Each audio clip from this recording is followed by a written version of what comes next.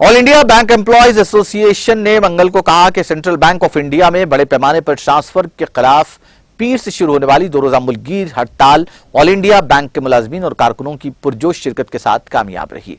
हड़ताल की call AIBEA, INBEF, BEFI, NCBEO और NOBW से मुंसलिक united forum of central bank unions ने दी थी।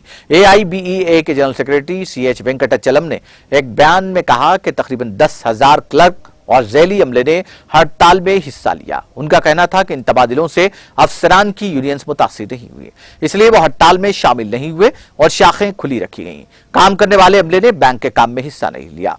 वेंकटचलम ने कहा कि UFCBU अब मीटिंग का एहतमाम करेगा और हमारे मुतालिबात पर जोर देने के लिए मजीद प्रोग्राम्स का फैसला करेगा। हम हड़ताल को कामयाब बनाने के लिए सेंट्रल बैंक के अपने तमाम अराकीन का शुक्रिया अदा करते हैं।